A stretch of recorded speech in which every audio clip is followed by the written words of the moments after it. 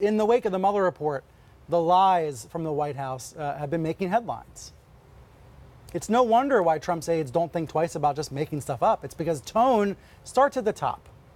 Witness Press Secretary Sarah Sanders, who admitted to the special counsel that her May 2017 claims about countless FBI agents wanting James Comey fired was not founded on anything. It was just a slip of the tongue, she said. But it wasn't. Sanders made similar claims multiple times on 2 different days. She has no credibility left.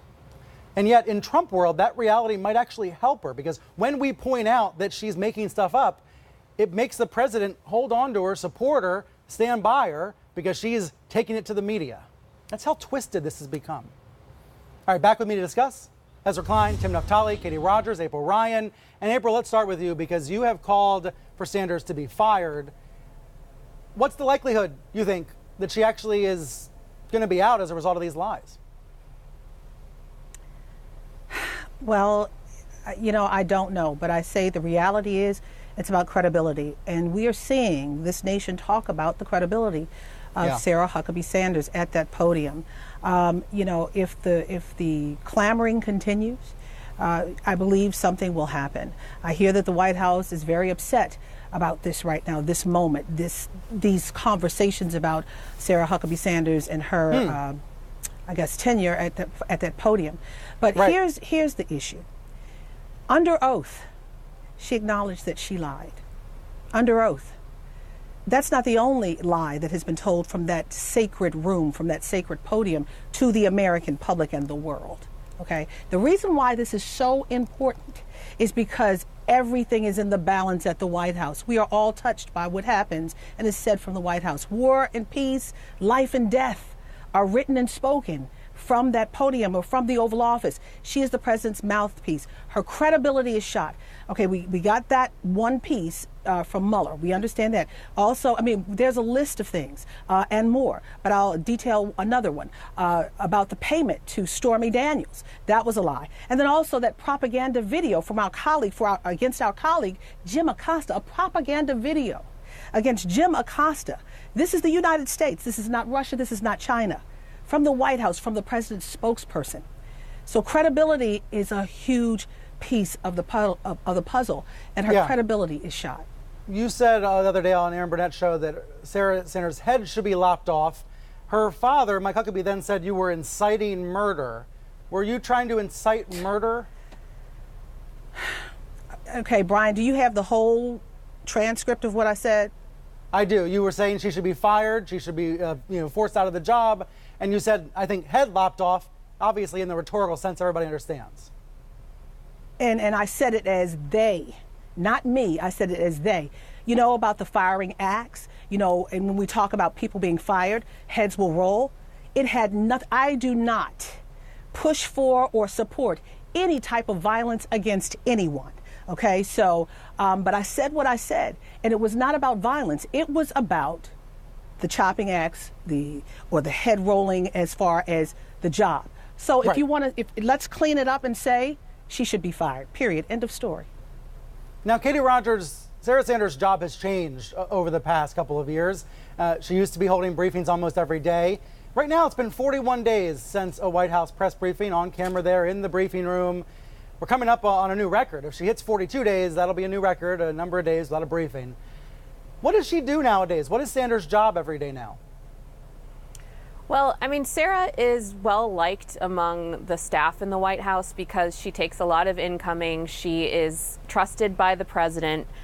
She has a good relationship with him. And in a White House that is essentially run like the Trump organization, her loyalty and her connection with him counts for a lot.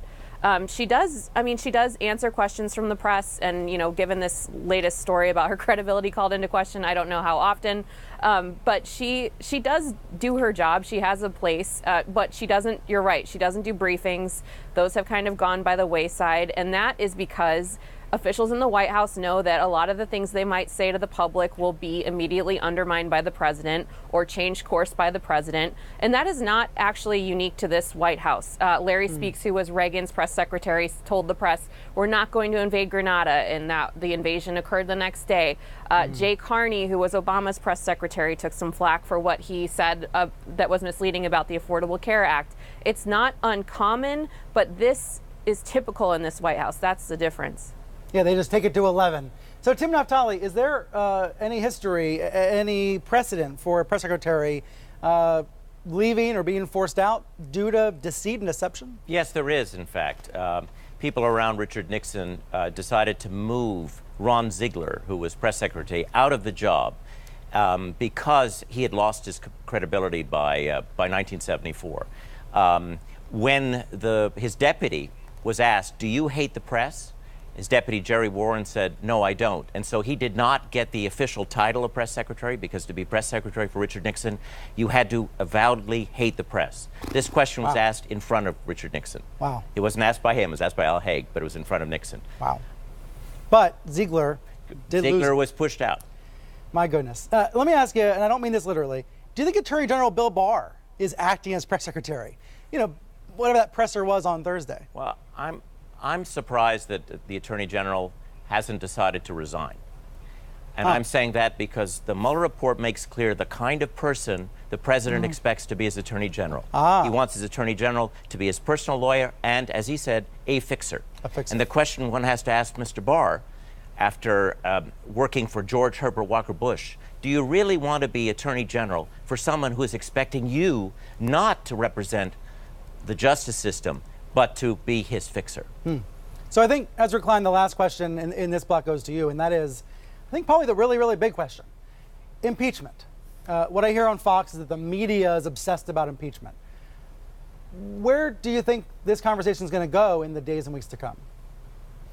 I think impeachment's a hard question. So I don't think there's any doubt that in a working system where you had the ability to enforce accountability on the president, the clear pattern of obstruction of justice would merit and should merit an impeachment inquiry.